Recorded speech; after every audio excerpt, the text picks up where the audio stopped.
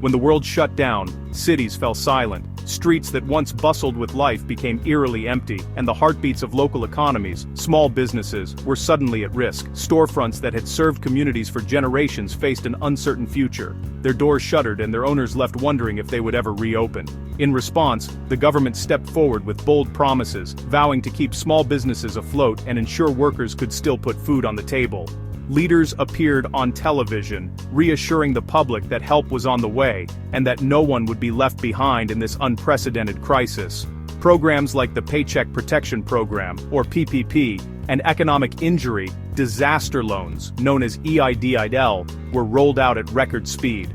These initiatives were designed as lifelines for the backbone of America: barbershops, restaurants, gyms, bookstores, and countless other local shops that make up the fabric of our neighborhoods. The urgency of the moment meant that money needed to flow fast. Applications were approved in days, sometimes hours, with minimal scrutiny. The government placed its trust in the public, hoping that in a time of crisis, people would act with honesty and integrity. For many, this trust was well placed. Small business owners used the funds to pay employees, cover rent, and keep their dreams alive. Communities rallied, and for a moment, it seemed like the system was working as intended, offering a lifeline to those who needed it most. But the very speed and trust that made these programs possible also created vulnerabilities. With so few checks in place, it became all too easy for bad actors to slip through the cracks. The door was left wide open for massive fraud, and some saw an opportunity to exploit the chaos.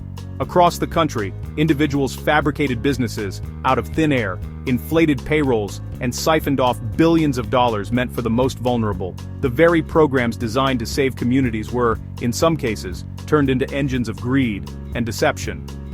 In Minnesota, investigators uncovered a sweeping network of fraud, revealing one of the nation's largest pandemic loan scams. Law enforcement agencies launched a massive crackdown, determined to hold those responsible to account and recover stolen funds. This is about more than just stolen money. It's a profound breach of public trust, a betrayal that has left communities reeling. As the fight for accountability begins, the nation is left to reckon with the true cost of a helping hand extended and the staggering betrayal that followed.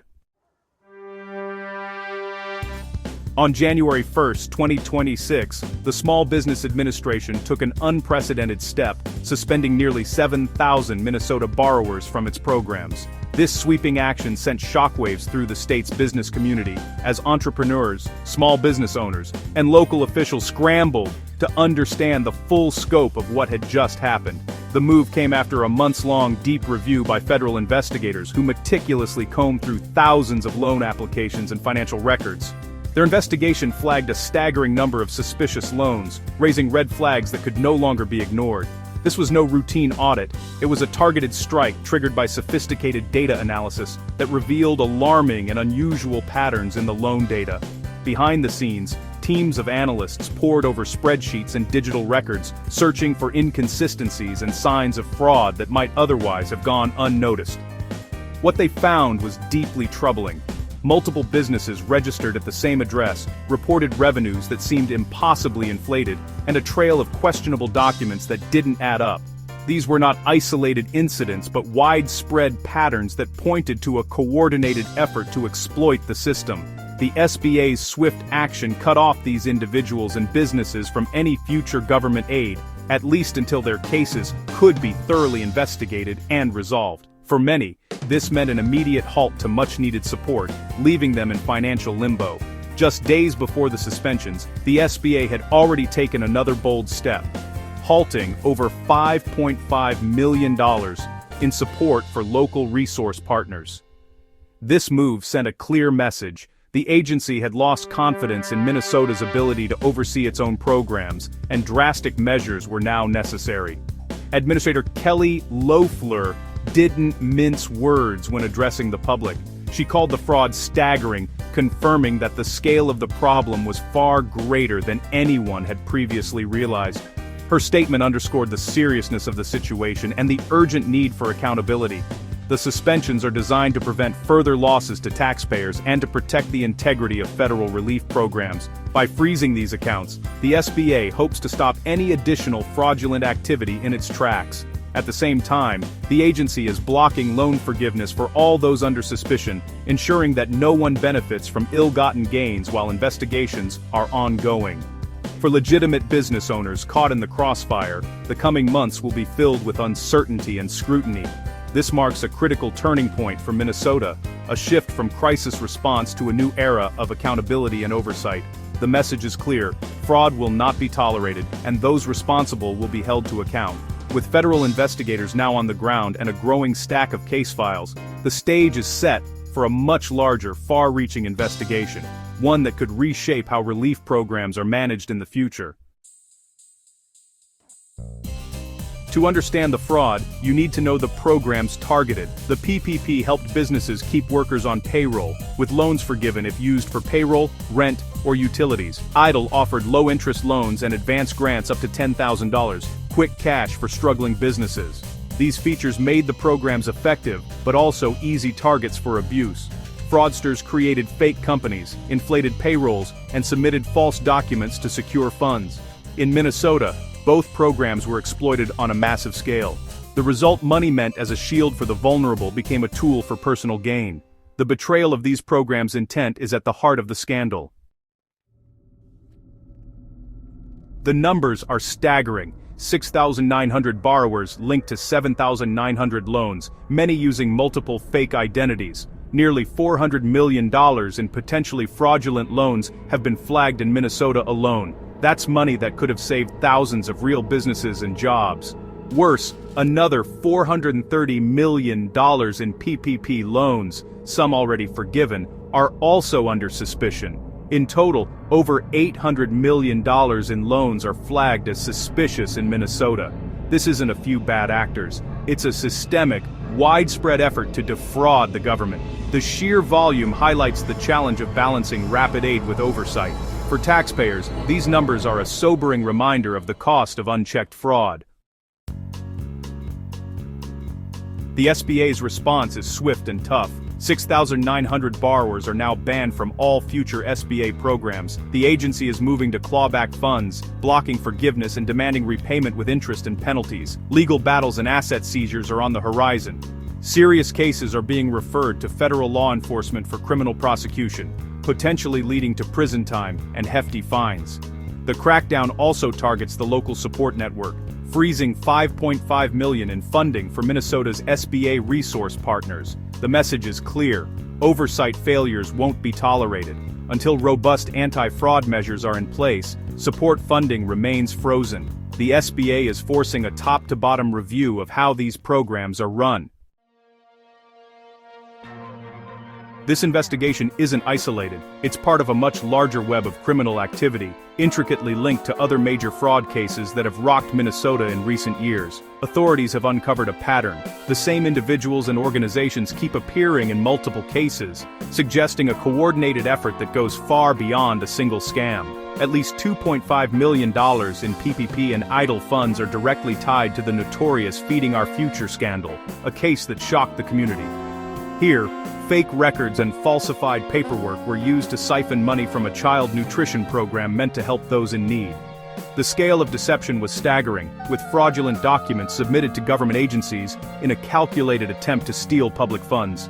The same criminal networks didn't stop there. They targeted pandemic relief loans, exploiting the chaos of the COVID-19 crisis. Using shell companies, forged documents, and complex financial maneuvers, they managed to secure millions in relief funds that were supposed to support struggling businesses and families. These weren't just lone actors working independently.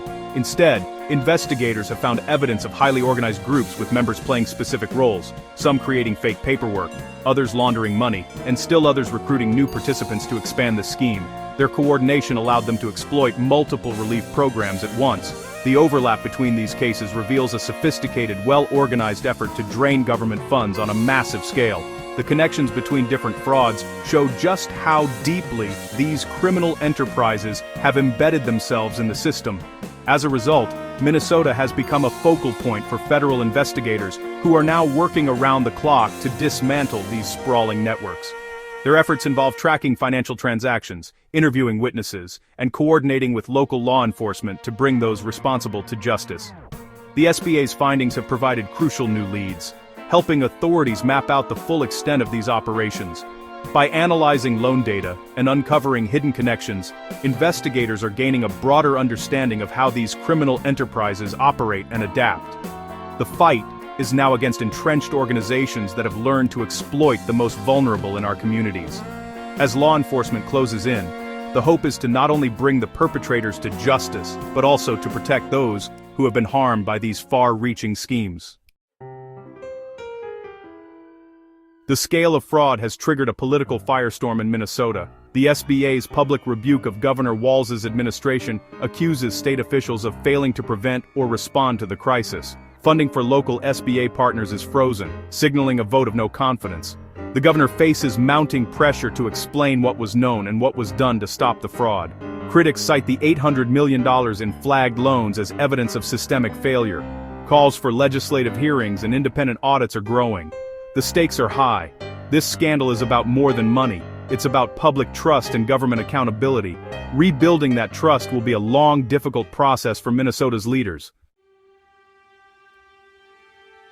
The fallout hits honest business owners hardest. While they struggled to survive, fraudsters siphoned away the funds that could have saved them. Now, future aid will come with more red tape and scrutiny, making it harder for legitimate businesses to get help. The freeze on local SBA support hurts those who need guidance most. Every taxpayer is affected. $800 million lost is money that could have funded schools, roads, or healthcare. Investigating and recovering these funds will cost millions more. The scandal erodes trust in government relief and breeds cynicism. Rebuilding trust will require transparency, accountability, and a renewed commitment to fairness. The Minnesota loan fraud is a painful lesson in crisis management. The immediate goal: recover stolen funds and prosecute offenders. But the bigger challenge is restoring public trust. Transparent enforcement and independent audits are essential to prevent future failures. Lawmakers must balance speed with security, using better technology and data sharing to spot fraud.